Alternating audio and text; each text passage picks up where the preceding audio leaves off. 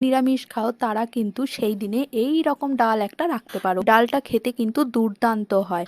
আর সাথে যদি একটু ঝুরি আলু ভাজা থাকে তাহলে তো আর কোনো কথাই হয় না। তাহলে চলো রেসিপিটা শুরু করা যাক। আর রেসিপিটা যদি ভালো লাগে তাহলে একটা লাইক কমেন্ট শেয়ার আর ফলো করে দিও। প্রথমেই একটা বাটির মধ্যে আমরা কিছু মটর ডাল নিয়ে নিচ্ছি, সেটাকে বেশ ভালো করে জল দিয়ে ধুয়ে নেব। এবারে একটা প্রেসার কুকারের মধ্যে মুগ ডাল আর অল্প একটু জল দিয়ে বেশ ভালোভাবে সেদ্ধ করে নেব। ডালটা সেদ্ধ হয়ে গেলে ওর মধ্যে দিয়ে দেব কেটে রাখা লাউগুলোকে একটু ডুমো ডুমো করে কেটে আমরা জল দিয়ে ভালো করে ধুয়ে রেখেছি। এবারে অল্প কিছু জল দিয়ে লাউটাকে বেশ ভালোভাবে সেদ্ধ করে নেব। আর তার সঙ্গে দিয়ে দেবো স্বাদ মতো নুন আর 1 টিস্পুন হলুদ গুঁড়ো দিয়ে বেশ ভালো করে মিশিয়ে দেবো যতক্ষণ না লাউটা ভালোভাবে সেদ্ধ হয়ে যাচ্ছে। লাউটা সেদ্ধ হয়ে গেলে এর মধ্যে দিয়ে দিচ্ছি বেশ চেরা কয়েকটা কাঁচা লঙ্কা। এবারে একটা কড়াইয়ের মধ্যে কিছুটা সর্ষের তেল গরম হওয়ার জন্য বসিয়ে দিয়ে ওর মধ্যে দিয়ে দিচ্ছি গোল গোল করে কেটে রাখা উচ্ছেগুলোকে বেশ ভালো করে লাল করে ভেজে নেব। উচ্ছে কিন্তু লাল করে ভাজা হলে আর কিন্তু খেতে তেতো লাগে না। এবারে ওই তেলের মধ্যে একটা শুকনো লঙ্কা ও 1 টিস্পুন রাঁধুনি ফোড়ন দিয়ে ওর মধ্যে দিয়ে দিচ্ছি 1 টিস্পুন আদা বাটা দিয়ে বেশ ভালো করে মিশিয়ে নেবো যতক্ষণ না আদার কাঁচা গন্ধটা চলে যাচ্ছে। আদার কাঁচা গন্ধটা চলে গেলে এবারে এর মধ্যে দিয়ে দিচ্ছি সেদ্ধ করে রাখা ডাল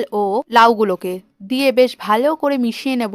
আর তার সঙ্গে দিয়ে দিচ্ছি ভেজে রাখা উচ্ছেগুলোকে। এর মধ্যে 1 টিস্পুন চিনি দিয়ে এটাকে ভালো করে মিশিয়ে 4 থেকে 5 মিনিট মতো এটাকে হাই ফ্লেমে ফুটিয়ে নিলেই কিন্তু আমাদের শুক্তোর ডাল একদম